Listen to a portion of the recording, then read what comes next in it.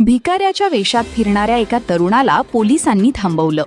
चादर बाजूला करताच समोर आलं असं काही की अधिकारीही थक्क झाले.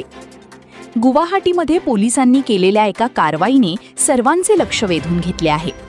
संशयास्पद हालचाली करणाऱ्या एका तरुणाला चौकशीसाठी थांबवण्यात आलं.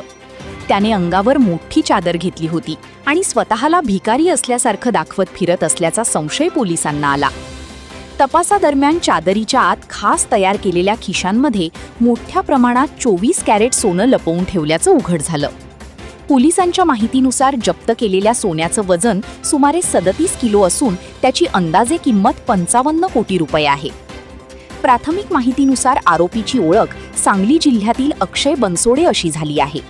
तो कुरिअरच्या माध्यमातून एका ठिकाणाहून दुसऱ्या ठिकाणी सोनं पोहोचवत असल्याचा संशय तपास यंत्रणांनी व्यक्त केला आहे. या प्रकरणाचा संबंध मोठ्या आंतरराष्ट्रीय सोन्याच्या तस्करीच्या नेटवर्कशी असू शकतो का, याचा तपास सुरू आहे. काही भारतीय शहरांसह परदेशातील काही भागांशीही या प्रकरणाचे धागेदोरे जोडले जात आहेत का, याची पडताळणी केली जात आहे. सध्या आरोपी पोलिसांच्या ताब्यात असून पुढील चौकशी सुरू आहे. या तपासातून आणखी कोणते खुलासे होतात हे पाहणं महत्त्वाचं ठरणार आहे.